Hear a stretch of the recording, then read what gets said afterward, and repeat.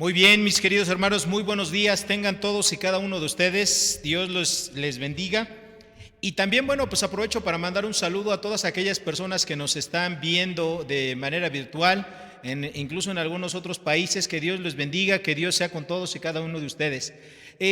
Vamos a hacer una oración. Les pido a todos los que me están viendo y oyendo que puedan cerrar sus ojos, inclinar su cabeza, y vamos a poner este tiempo en las manos del autor de la vida.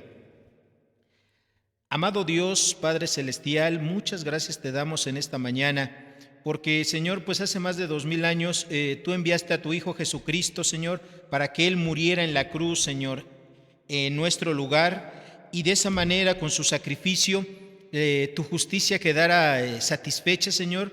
Tú descargaste en Él el pecado de toda la humanidad, de todos los hombres. Y Señor, solamente por esos sacrificios que tú nos puedes perdonar. Quedó satisfecha tu justicia, quedó satisfecha la ira, Señor, que tú tienes sobre todo hombre por causa de su pecado. Y gracias por ese sacrificio podemos tener vida nueva, vida eterna, Señor. A todos los que creemos en ese sacrificio, en la confianza y en la fe en el Señor Jesucristo, el único camino que lleva a la vida. Hoy, Señor, pues se conmemora ese día, Padre, ese día de, pues no solamente de su muerte, que fue hace unos días, Señor, según la tradición, sino de su resurrección, y que es el evento más importante, Señor, y es una de las bases, Señor, de toda la fe cristiana en toda la historia. Te damos las gracias por ese sacrificio y te pedimos que tú nos ayudes, que tú seas con nosotros y que podamos transmitir la enseñanza de tu palabra de una manera clara, de una manera precisa. En el nombre glorioso de Cristo Jesús. Amén. Amén. Muy bien, mis hermanos. Pues yo les invito a todos y cada uno de ustedes a que abran sus Biblias en la carta de Pablo a los Gálatas, en el capítulo número 3, ya que vamos a continuar con nuestro estudio de Gálatas. Gálatas capítulo 3, vamos a estudiar de los versículos 15 al 22, pero antes de que los leamos yo quiero hacerles un pequeño resumen. En Gálatas capítulo 3, de los versículos 1 a 14, Pablo probó con base en los textos del Antiguo Testamento que Abraham fue justificado por la fe. Y no solamente Abraham, sino también todas las personas, sus descendientes y todas las personas de esa generación fueron justificados por fe, ya sean creyentes judíos, ya sean creyentes gentiles. De la misma manera se salvan por la fe, la cual se hace efectiva únicamente por su confianza en Cristo Jesús, es decir, en un Salvador que iba a venir años más adelante. Y de esa manera se libraron de la condenación. En esta sección que vamos a estudiar el día de hoy, Pablo se adelanta a un posible argumento que los judaizantes pudiesen tener en su contra. Los judaizantes pudieron haberle dicho a Pablo: ok, Pablo, muy bien, te concedemos que Abraham y sus descendientes fueron justificados por la fe, pero eso fue algo temporal, Pablo. Una vez que Dios dio la ley a Moisés, las cosas cambiaron, y para ser justificados de ese evento en adelante, para el hombre fue necesario que obedeciese y guardase todas las obras de la ley. Si es que quería ser salvo. Con la ley se hizo un nuevo pacto y Dios estableció una nueva forma de salvación. Eso es lo que los judaizantes le pudieron haber dicho a Pablo. Después de Moisés, la base de la salvación era guardar la ley según los judaizantes, o por lo menos era requisito necesario para poderse salvar que guardaran la ley, además de creer en Cristo Jesús, lo cual implicaría un evangelio diferente. Y como ya hemos estudiado, no hay evangelios diferentes, hay un solo evangelio de la gracia por medio de la fe en Cristo Jesús. En otras palabras, para los judaizantes, el pacto de la ley sustituyó el pacto con Abraham. Y si bien Abraham y sus descendientes fueron salvados por la fe, una vez dada la fe, toda la base de la salvación cambió. Pablo hubieran también podido decir a Pablo, si esto no fuera así como nosotros lo estamos diciendo y pensando, entonces ¿por qué Dios dio la ley? El argumento de los judaizantes va a ser derribado en los versículos 15 al 22 de este capítulo 3 de Gálatas. En el fondo tenemos que tener presentes lo fundamental del pacto de la promesa, es decir, el pacto con Abraham. Este pacto que Dios hizo con Abraham era un pacto incondicional. se apoyaba en las promesas divinas y en la fidelidad de Dios para cumplir esas promesas, no en lo que Abraham pudiera haber hecho. En cambio, el pacto mosaico era un pacto diferente, era un pacto condicional. Dependía de que el hombre obedeciera las leyes y de esa forma Dios lo iba a poder bendecir. La promesa que inició una unión entre Dios y el hombre dependía únicamente y exclusivamente de Dios, mientras que con el pacto de la ley empezó una religión que dependía del esfuerzo humano. ¿Sí notan esta gran diferencia que tiene depender únicamente de la fe o depender de las obras? El pacto de la promesa estaba centrado y está centrado hoy en día en la gracia soberana de Dios. Este plan, Dios bendice a todas las personas que crean en Él, y la primera bendición y más importante es la bendición de la salvación, pero todo depende absolutamente de Dios, mientras que en el pacto de la ley todo depende del esfuerzo humano, del hombre, de su trabajo, de la responsabilidad, del comportamiento que pueda tener y sobre todo de su obediencia. La ley se basa en una obediencia perfecta a las normas de Dios, las cuales sabemos son imposibles que ningún ser humano las pueda llevar a cabo de una manera perfecta. De hecho, si el hombre pudiese obedecer todas las obras de la ley, pero en una sola faltare, es culpable de desobedecer toda la ley, como dice la palabra. El pacto de la promesa se basa en la gracia de Dios y lo único que requiere del hombre es una fe sincera en Dios. Vamos a leer nuestro pasaje del día de hoy para que todo lo que yo les acabo de mencionar como introducción cobre un sentido relevante. Dice así Gálatas capítulo 3, versículos 15 al 22. Hermanos, hablo en términos humanos. Un pacto, aunque sea de hombre, una vez ratificado, nadie lo invalida ni le añade. Ahora bien, a Abraham fueron hechas las promesas y a su simiente. No dice y a las simientes, como si hablase de muchos, sino como de uno, y a tu simiente, la cual es Cristo. Esto, pues digo, el pacto previamente ratificado por Dios para con Cristo, la ley que vino 430 años después, no lo abroga, sino para invalidar la promesa. Porque si la herencia es por la ley, ya no es por la promesa, pero Dios la concedió a Abraham mediante la promesa.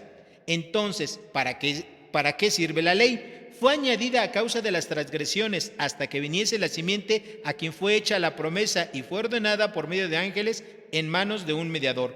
El mediador no lo es uno solo, pero Dios es uno.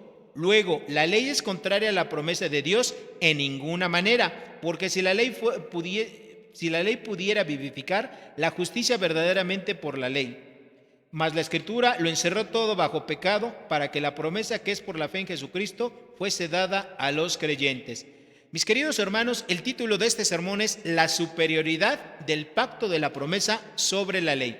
Y está dividido en dos puntos principales: la superioridad del pacto de la promesa y la segunda es la inferioridad de la ley. Vamos a empezar con el primer punto, la superioridad del pacto de la promesa. En Gálatas capítulo 3, versículos 15 al 18, Pablo da 4 razones con las cuales él se basa para decir que el pacto de la promesa, es decir, el pacto hecho por Dios con Abraham, es un pacto superior a la ley, y para ello da 4 argumentos bien importantes.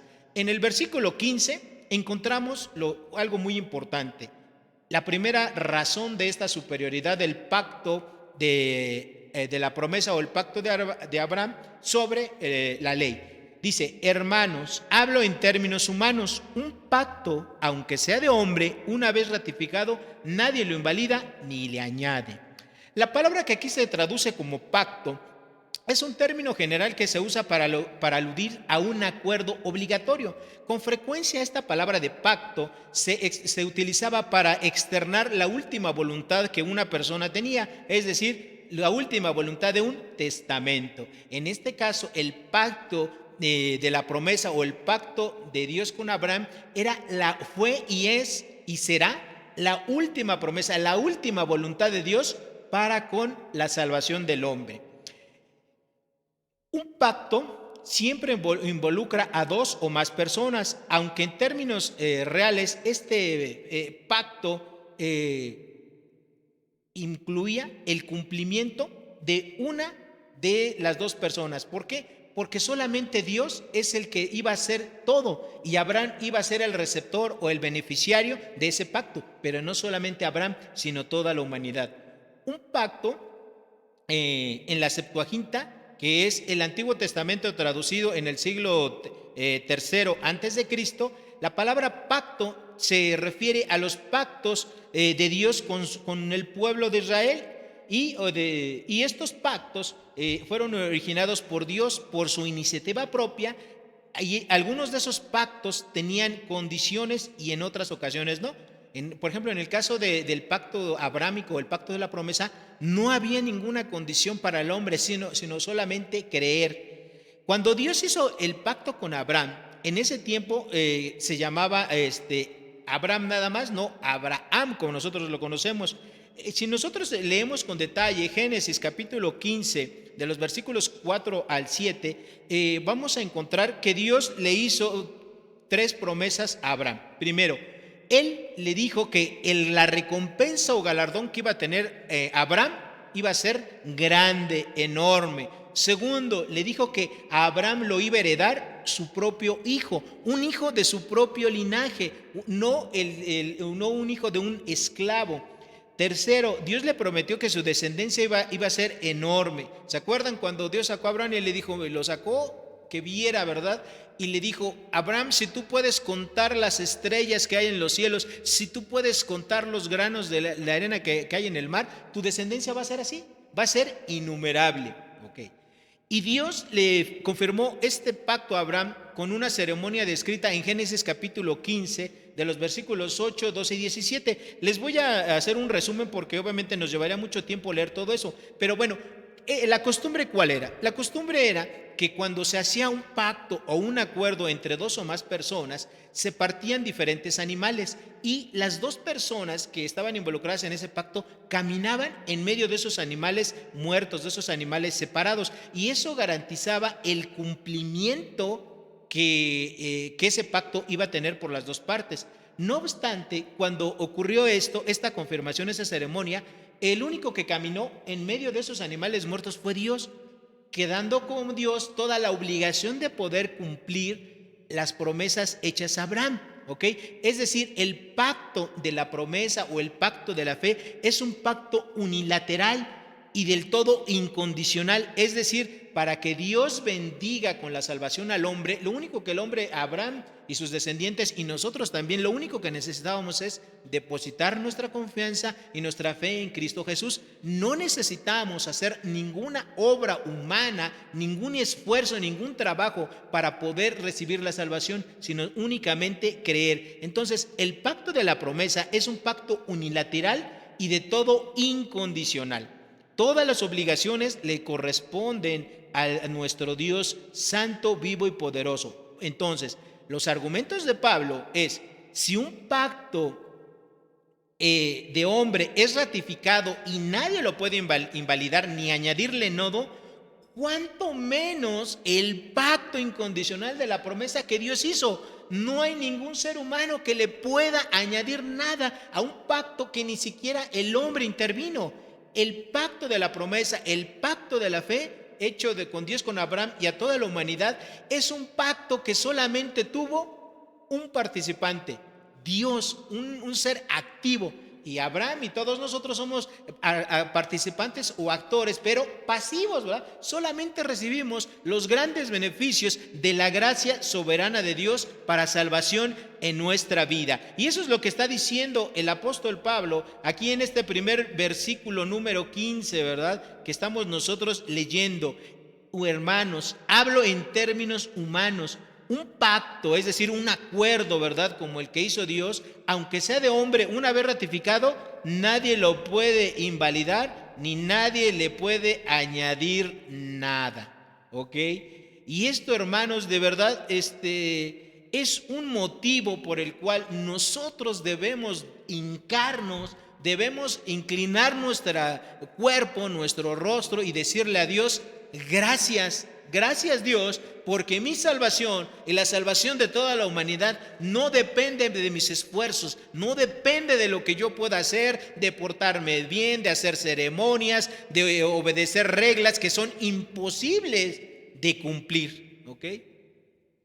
El pacto que Dios hizo con Moisés no invalidó ni enmendó el pacto de la promesa que Dios hizo con Abraham, porque el pacto de Abraham Dios lo hizo, es un pacto permanente e inmutable, es decir, nadie le puede añadir, nada lo puede invalidar. De veras, hermanos, esto es una bendición, saber esto que les estoy comunicando. El segundo argumento que da Pablo para demostrar que el pacto de la promesa o el pacto con Abraham es superior al pacto mosaico es su enfoque. El enfoque de este pacto está centrado ni más ni menos que en Cristo Jesús. En Gálatas capítulo 3, pero ahora en el versículo 16 dice lo siguiente: ahora bien, a Abraham le fueron hechas las promesas y a su simiente. No dice y a las simientes como si hablase de muchos, sino como de uno, y a tu simiente, la cual es Cristo.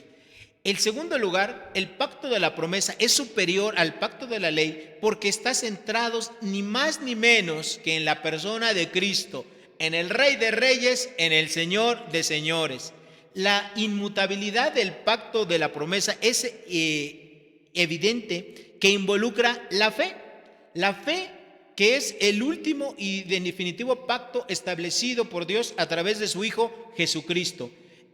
Tanto en Génesis 3, capítulo 15, como 22, 18, y también aquí como en Gálatas, encontramos que la palabra simiente solamente se refiere a Cristo. La palabra simiente viene en el hebreo, quiere decir semilla o esperma. Y obviamente el Salvador, la simiente por el cual iba a venir la salvación a todos los hombres, se refiere a Cristo. No hay ninguna posibilidad en ninguno de los versículos en Génesis o en el Nuevo Testamento cuando se hable a la semilla o a la simiente que no se refiera al Salvador Cristo Jesús. Entonces, cada promesa hecha por Dios a Abraham solo se puede cumplir en Cristo. Por lo tanto, cada persona que quiera participar en las bendiciones hechas a Abraham solamente se puede cumplir en Cristo. ¿Cómo? Siendo salvo, siendo creyente, siendo un coheredero de Dios a través de la fe en Cristo Jesús. Nosotros ya estudiamos por un año o más o menos todo lo que fue la carta de Pablo a las iglesias de Éfeso, ¿verdad? Y ahí nosotros estudiamos que nosotros somos coherederos con Cristo, somos hermanos menores de Jesucristo y coherederos de todas las riquezas en gloria que hay en Cristo Jesús. Mis queridos hermanos, esta es una maravilla. Solamente a través de creer en Cristo Jesús nosotros podemos recibir la salvación y solamente nosotros podemos recibir las demás bendiciones que vienen juntamente con la salvación. Entonces, tanto antes como después de la primera venida de Cristo en la tierra, la salvación siempre ha sido provista por un medio único, el sacrificio de Cristo Jesús. Los creyentes que vivieron antes de que esto ocurriera confiaban en Cristo, en el Mesías que iba a venir. Y nosotros, los que vivimos después de la muerte de Cristo, vemos y creemos en el pasado, en un evento que ya ocurrió. Y cuando nosotros depositamos nuestra fe en que Jesucristo murió en la cruz del Calvario, en nuestro lugar, para que Dios pudiese descargar en él toda la consecuencia, todo el castigo por nuestro pecado, entonces nosotros estamos siendo participantes por fe de la gracia salvadora que es en Cristo Jesús. Cuando Cristo murió en la cruz del Calvario y su sangre fue derramada, con esta cubrió los pecados de toda la humanidad. Y no solamente los cubrió, sino que los quitó, los eliminó. Si ustedes recuerdan, en el Antiguo Testamento, cuando alguien pecaba, tenía que haber un sacrificio de sangre. De acuerdo al pecado que hubiese cometido la persona, se sacrificaba un palomino, un cordero o alguna otra ave. Se sacrificaba y su sangre se rociaba en derredor. Y esa sangre cubría simbólicamente el pecado que esa persona había cometido. Pero con el Señor Jesucristo es diferente. La sangre de Jesucristo no solamente cubre el pecado de nosotros, sino que dice en los evangelios: he aquí el Cordero de Dios que quita, que elimina, que nulifica, que desaparece el pecado.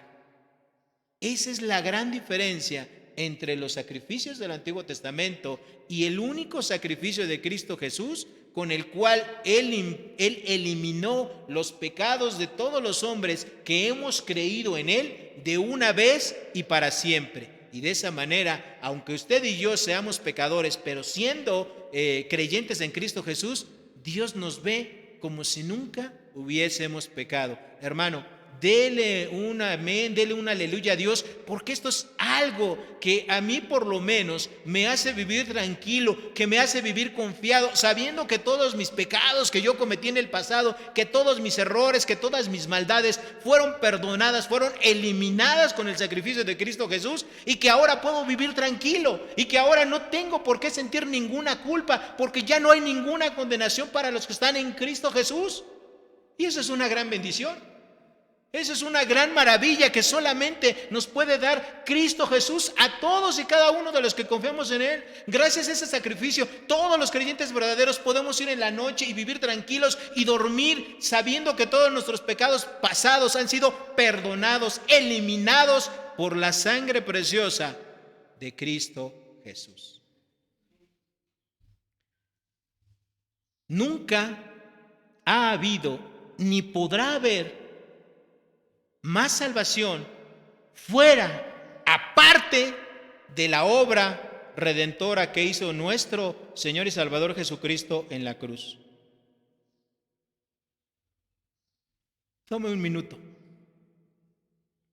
hable con Dios y de verdad, dele gracias porque un día, en su plan perfecto y maravilloso, Dios decidió enviar a su Hijo Jesucristo para morir en la cruz, en el lugar que usted y yo merecíamos por ser pecadores.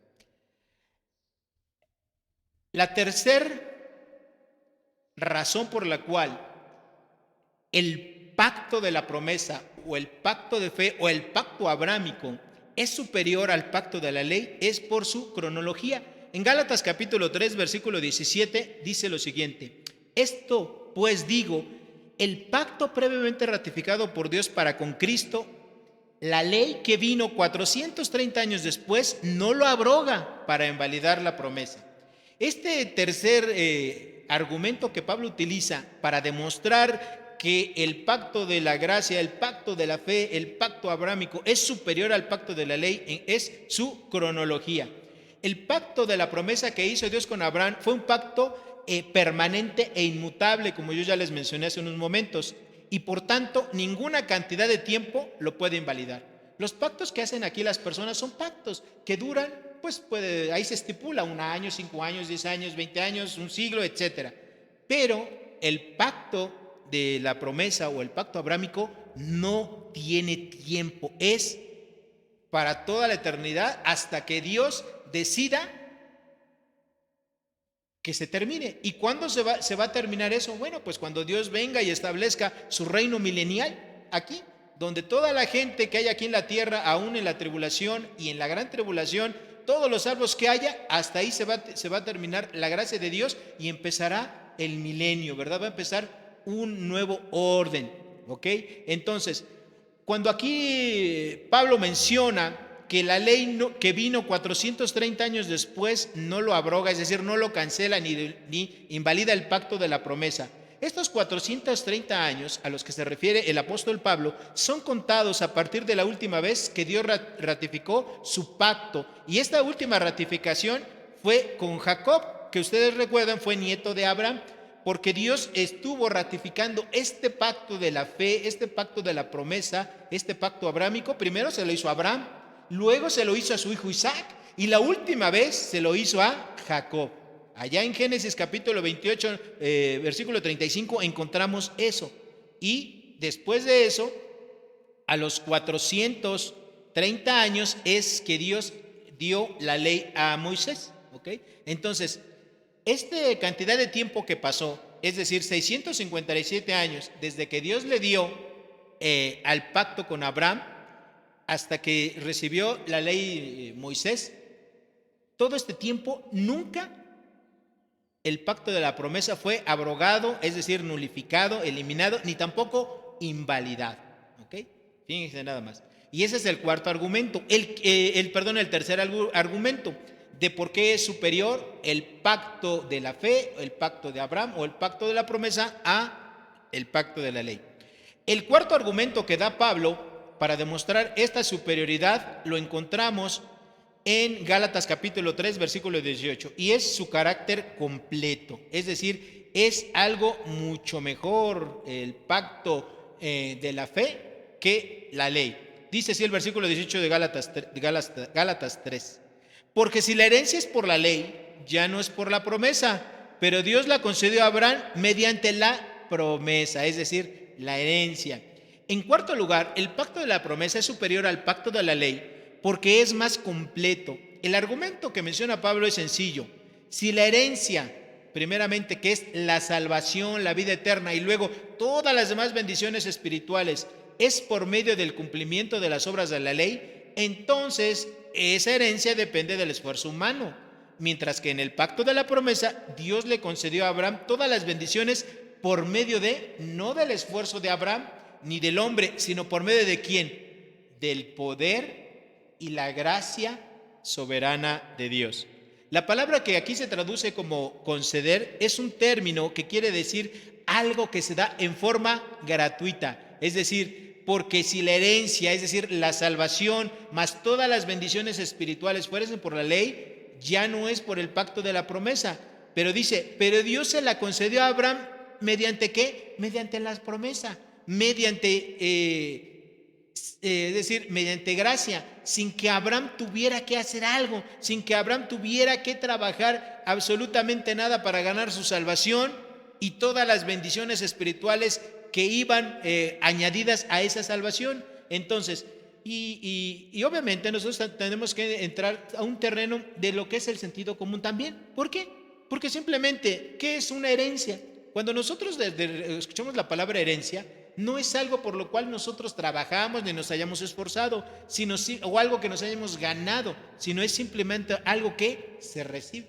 Por ejemplo, a lo mejor, y ese es el caso, muchos hombres o mujeres trabajan, llegan a acumular cierta cantidad de bienes, de recursos, casas, dineros, propiedades, qué sé yo.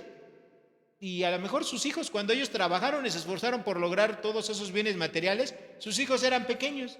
Obviamente, una vez que mueren, pues esos hijos nunca trabajaron por esa herencia, pero simplemente por el hecho de ser hijos de esas personas, reciben esa herencia, pero no tuvieron que trabajar, no lo tuvieron que ganar.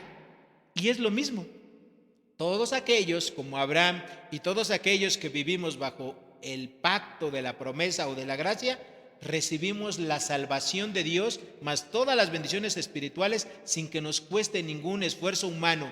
Lo único que tenemos que hacer es ¿qué? Confiar, depositar nuestra confianza, nuestra fe en la obra redentora, la obra salvadora que hizo Cristo Jesús. Y todas las obras y los esfuerzos humanos que hacemos, no los hacemos para ganar la salvación, los hacemos ¿para qué? Para demostrar que somos salvos, lo hacemos por gratitud a Dios, sabiendo que si hiciéramos 1000 buenas obras, 1000 esfuerzos humanos o millones de obras o millones de esfuerzos humanos, nada de eso es suficiente para poder ganar nuestra salvación, la cual es gratuita, ¿verdad? Como dice aquí, es concedida por Dios de manera gratuita por medio de su Hijo Jesucristo. En este caso, la herencia de la salvación, nadie puede añadir las obras de la ley a esa primera promesa. Equivale a decir, no quiero la gracia de Dios, no quiero la muerte de Cristo Jesús, yo me quiero ganar mi salvación por medio de mis buenas obras. Lo cual nosotros sabemos que eso es imposible. Recordemos versículos muy sencillos como Efesios 2, 8 y 9, donde dice, por gracia sois salvos, ¿por medio de qué? De la fe. Y esto no de vosotros, pues es un don, es decir, un regalo de Dios, no por obras, para que nadie ¿qué? Se gloríe, para que nadie pueda decir, yo me lo gané por mi propio esfuerzo humano la salvación. O como en Tito 3:5, nos salvó por su gran amor y misericordia, no por nuestras obras de justicia que nosotros pudiésemos hacer. Y con estos 4 argumentos, Pablo derriba esa posible situación que los judaizantes le pueden decir: Pablo, es bueno la fe, lo que tú dices, es bueno creer en Cristo Jesús, pero recuerda, las obras de la ley dadas a Moisés, el gran legislador de nuestro pueblo, y que lo hizo para nuestro pueblo y para toda la humanidad, es importante. Con estos 4 argumentos, Pablo derriba todo argumento que pudiesen haber dado los judaizantes. La segunda parte de este estudio, Pablo presenta la inferioridad de la ley y lo hace a través de 3 argumentos. En los versículos 19 al 22 de este capítulo 3 de Gálatas, Pablo va a demostrar que la ley es inferior, a el pacto de la promesa. Dice así Gálatas capítulo 3, versículos 19 a 22. Entonces, ¿para qué sirve la ley? Fue añadida a causa de las transgresiones, hasta que viniese la simiente a quien fue hecha la promesa, y fue ordenada por medio de ángeles en mano de un mediador. Y el mediador no lo es de uno solo, pero Dios es uno. Luego la ley es contraria a las promesas de Dios en ninguna manera, porque si la ley pudiera vivificar, la justicia fuera verdaderamente por la ley. Mas la Escritura lo encerró todo bajo pecado, para que la promesa que es por la fe en Cristo Jesús fuese dada a los creyentes. En estos versículos 19 a 22, Pablo expone 3 argumentos de que por qué la ley es inferior al pacto de la promesa. El primer argumento de Pablo es porque su propósito es diferente. Ahí en Gálatas capítulo 3, versículo 19, en la primera parte, Pablo dice: entonces, ¿para qué sirve la ley? Después de una explicación tan convincente que hizo Pablo sobre la superioridad del pacto de la promesa o el pacto de la promesa sobre la ley, cualquiera pudiese preguntarse: bueno, entonces, ¿para qué Dios dio la ley? ¿Para qué nos sirve la ley? Si la salvación siempre ha sido por medio de la fe y nunca por obras, ¿qué propósitos tuvo la ley? La respuesta de Pablo es muy sencilla y es muy directa. Dice: la ley fue añadida a causa de las transgresiones.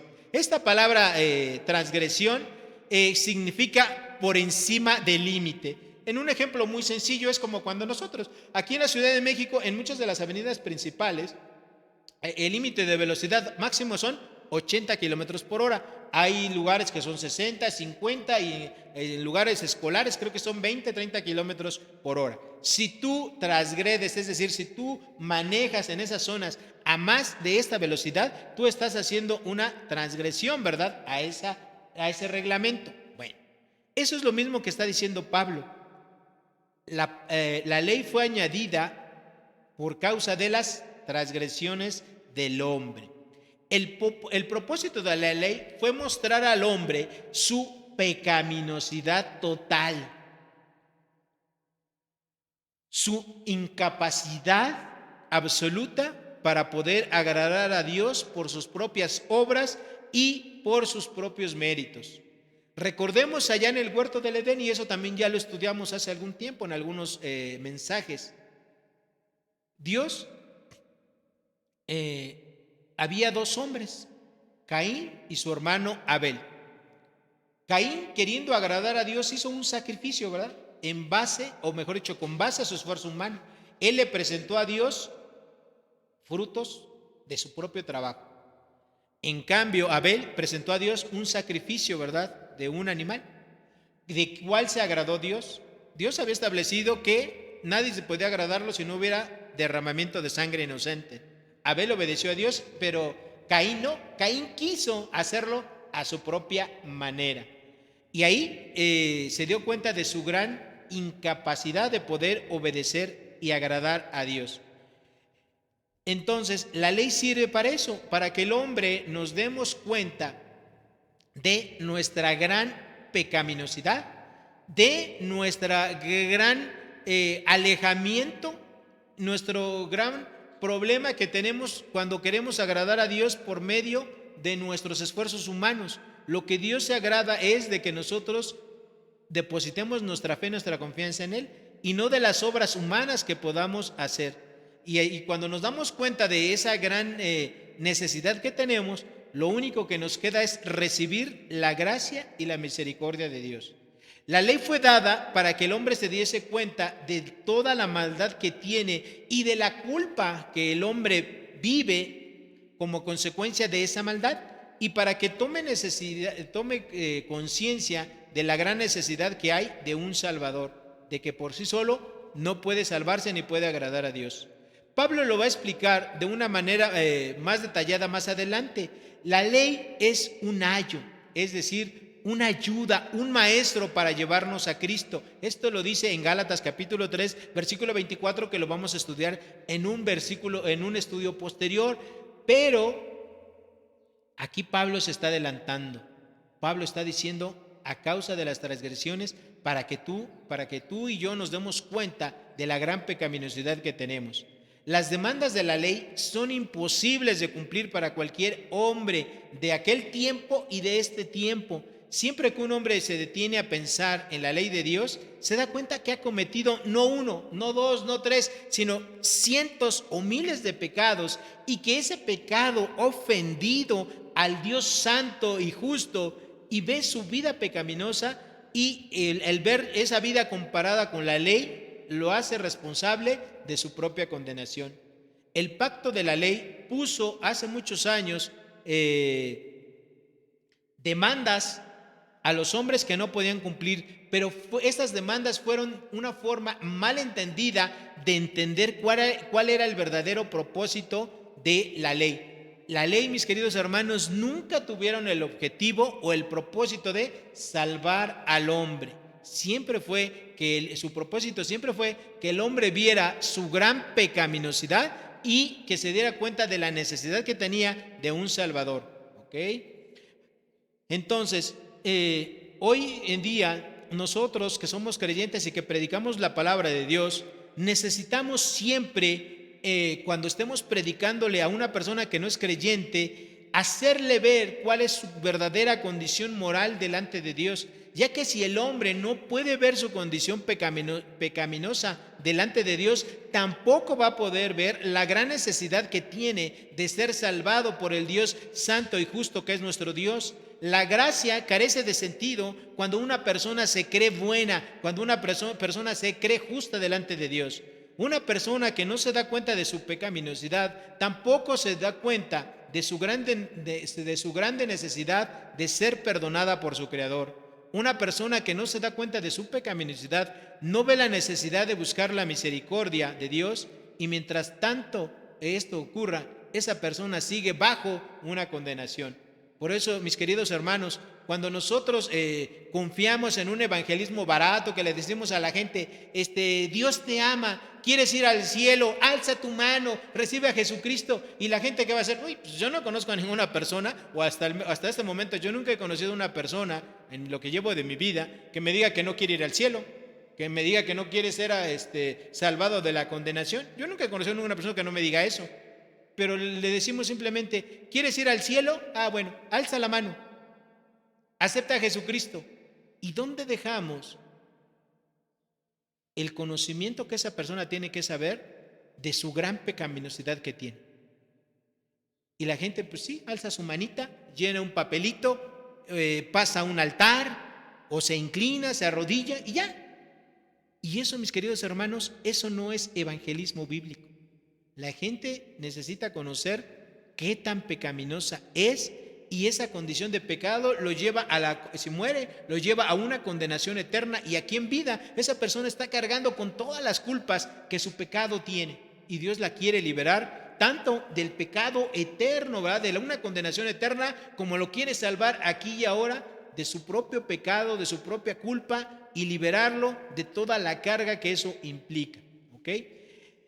El segundo argumento de que da Pablo por qué la ley es inferior al pacto de la promesa es por sus mediadores. Aquí en Gálatas capítulo 3, versículos 19, la segunda parte al 20, leemos lo siguiente: hasta que viniese la simiente a quien fue hecha la promesa, y que fue ordenada por medio de ángeles en manos de un mediador.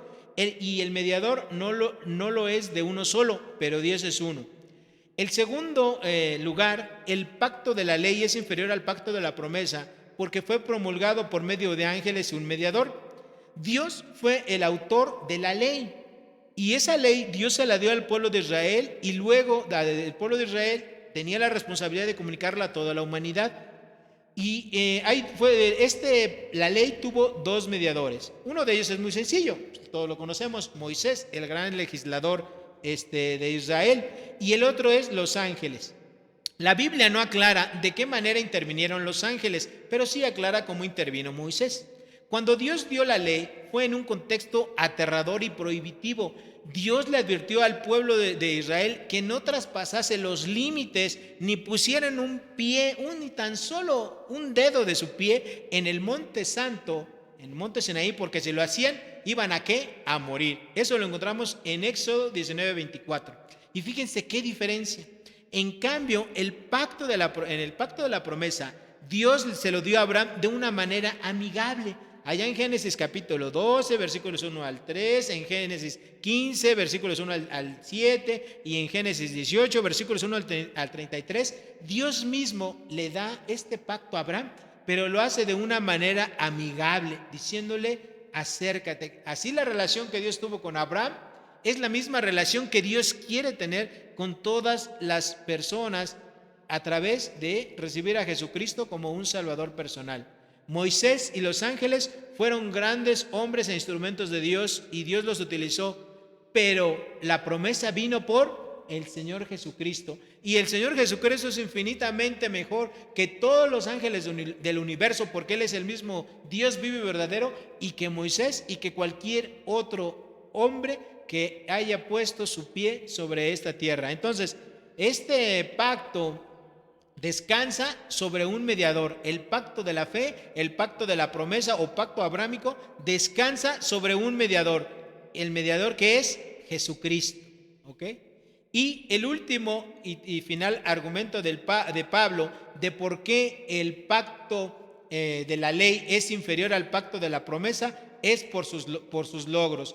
¿Qué logra o qué consigue el pacto de la ley? Dice, luego la ley es contraria a la promesa de Dios en ninguna manera, porque si la ley dada pudiese vivificar, la justicia fuera verdaderamente por la ley, mas la Escritura lo encerró todo bajo pecado, para que la promesa que es por la fe en Jesucristo fuese dada a los creyentes.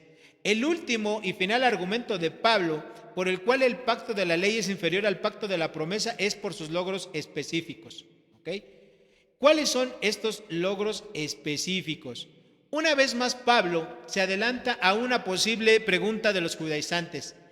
Los judaizantes le pueden decir, a ver, Pablo, si lo que tú estás diciendo es totalmente cierto, entonces la promesa, es decir, el pacto de la ley se opone al pacto de la promesa de Dios, pero Dios dio ambos pactos. Entonces, a ver, explícanos eso, Pablo. Entonces, por principio de cuentas, debemos recordar que Dios dio tanto el pacto de la promesa como el pacto de la ley.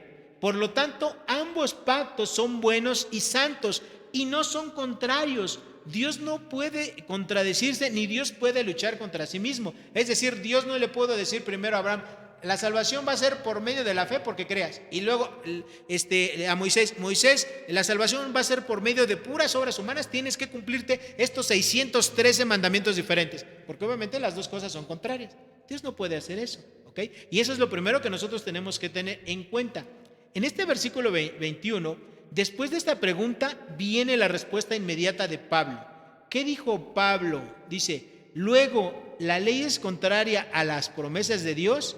Y dijo Pablo, en ninguna manera. Esta expresión del griego, en ninguna manera, déjenme decirle, mis queridos hermanos, que era la expresión más fuerte que se podía utilizar en el griego en el cual se escribió la Biblia para decir, es imposible, esto no puede ocurrir, no hay manera, no hay forma de que eso ocurra. ¿Ok? Entonces, y da la razón de Pablo de esa respuesta. La ley fue inferior porque no puede vivificar, es decir, porque no puede impartir una vida espiritual, una nueva vida a las personas. Una persona que obedezca todos, bueno, si es que hubiese, que no la hay, pero si es que una persona pudiese obedecer todos los mandamientos de la ley, a pesar de que lo pudiese hacer, que no lo hay, esa persona tendría que recibir a cambio de parte de Dios una vida nueva, una vida espiritual. Pero ¿qué creen? La ley no imparte vida ni salva al pecador. En primer lugar, ¿por qué? Porque no hay quien lo pueda cumplir. No hay absolutamente nadie. Y si lo hubiese un ser humano que pudiese cumplir esos 613 mandamientos de la ley, aunque lo hiciese, el cumplimiento de toda la ley no le va a dar una vida espiritual, no le va a dar una nueva vida. Entonces, si la ley pudiese hacer esto, entonces sí sería contraria al pacto de la promesa, pero no lo es. Entonces, el obedecer los mandamientos de la ley sería una alternativa de la salvación para los seres humanos, pero no lo es, porque no lo hay. Y también habría hecho que la muerte de Jesucristo fuese algo trágico y algo innecesario, ¿ok? La gracia de Dios y el sacrificio de Cristo Jesús serían algo superfluo. En los mejores de los casos sería un evangelio diferente, una forma en la cual la gente se pudiera salvar. Pero no es así. Este no es el caso, porque la Escritura dice que por medio de la ley encerró todo bajo pecado. Y aquí cuando dice que la ley encerró todo bajo pecado, significa que no hay forma en la cual una persona pueda escapar del pecado ni se pueda salvar. Si ustedes recuerdan, en el siglo pasado había un gran mago, creo que es el mago más famoso de todos los tiempos, y él era un escapista, Harry Houdini. Él hizo muchos actos, ¿verdad?, en los cuales lo encerraban, por ejemplo, en un costal, ¿verdad? Y a ese costal le podían muchas ataduras, le ponían candados, lo echaban en una alberca y él salía, se liberaba, quién sabe cómo lo hacía, pero se liberaba y sobrevivía. También en una caja fuerte hacían lo mismo, ¿verdad? Lo encerraban en él, lo maniataban de pies y manos, de todo estaba encadenado, quién sabe cómo lo hacía y se libraba. Bueno, creo que es el mago más famoso, el escapista más famoso de todos los tiempos. Bueno, no había forma, hasta que una vez pues ya no se pudo hacer eso. Okay. De la misma manera es el pecado. No hay forma, no hay algún modo en el cual un ser humano puede escapar de su propia pecaminosidad, salvo que él deposite su confianza, su fe en Cristo Jesús. Entonces, por medio de la ley, Dios encerró todo bajo el pecado del hombre. Y encerrar significa que no hay forma de escaparse, que no hay forma de salvarse, ¿verdad? Aparte de recurrir a la gracia de Dios, a los méritos de Cristo Jesús. Una persona que vive creyendo que sus propios méritos se puede salvar es una persona que está intentando vivir desobedeciendo los mandamientos de Dios, y tarde o temprano se va a dar cuenta de que él, aunque por fuera pueda parecer muy justo, aunque por fuera pueda parecer muy santo, dentro de él va a tener malos pensamientos, envidias, palabras, ¿sí? Aunque no las diga con su boca, pero en su mente las pensó, es igual, ya pecó. Va a estar siempre encerrado abajo el pecado y no tiene manera de liberarse de eso. Y déjenme decirles algo. Yo fui una de esas personas. Antes de ser creyente, fui a una reunión de cristianos. Y yo vi cómo esos jóvenes cristianos se hablaban bien, se trataban bien, se respetaban, se divertían, jugaban de una manera sana, ¿verdad? Y yo dije, caray, pues a mí me gustaría ser como ellos, pero sin ser cristiano. Confiaba en mi propia justicia. Decía, bueno, pues yo no he robado, yo no he matado, yo no he violado a nadie. Y hacía muchas conjeturas en mi cerebro, ¿eh? Me consideraba justo, me consideraba bueno y decía, yo puedo ser igual o mejor que ellos, pero sin ser cristiano, sin recibir la gracia de Dios. Fíjense nada más. Pero yo no me daba cuenta que estaba encerrado en mi propia pecaminosidad, como aquí dice Pablo. Me propuse, sin lograrlo, y eso fue un sábado, me acuerdo que era la reunión de jóvenes. Y yo terminando esa reunión de jóvenes me dije, yo voy a ser mejor que estos jóvenes cristianos sin ser cristiano. Me lo propuse y dije, bueno, mañana es domingo, mañana es día de descanso, ya soy muy santo, mañana es día de descanso, mañana voy a seguir igual, voy a aprovechar mis últimas 24 horas para ahora sí que seguir siendo como lo que soy. Pero mañana lunes voy a empezar a ser una persona totalmente diferente, una persona más buena que esos cristianos. Y me levanté el lunes, y me bañé, desayuné y me fui a mi trabajo. Bueno, hermanos, ni siquiera había yo llegado, ¿verdad?, al trabajo, cuando ya en mi mente había cometido una cantidad de pecados inmensa. Pensando mal de la gente en el transporte, en el metro, ahí me apachurraban, llegué bien enojado al trabajo, por cierto, llegué tarde, ¿verdad? Y yo al ratito ya estaba diciendo muchas groserías, así, y todo lo que yo había pensado antes no sirvió. ¿Por qué? Porque estaba encerrado, como dice Pablo, en mi propia pecaminosidad. No hay forma de salvarse de ser un pecador, salvo que yo entregue mi fe, mi confianza y confíe en los méritos redentores y salvadores de Cristo Jesús. Y esto que me pasó a mí, seguramente le ha de haber pasado a muchos de ustedes. Antes de ser creyentes queríamos ser buenos, queríamos portarnos bien, pero ni lo lográbamos y nada más éramos hipócritas. Y esa es una gran realidad. ¿Okay? Cuando la gente piensa así, tarde o temprano, y espero que sea más temprano que tarde, se va a dar cuenta que no puede hacer, que necesita un Salvador, que necesita confiar en Cristo Jesús.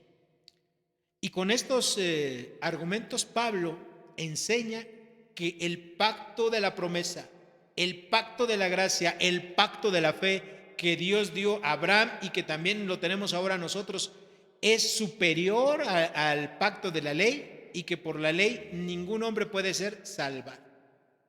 Necesitamos recurrir a la gracia de Dios, que solamente es por medio de Cristo Jesús.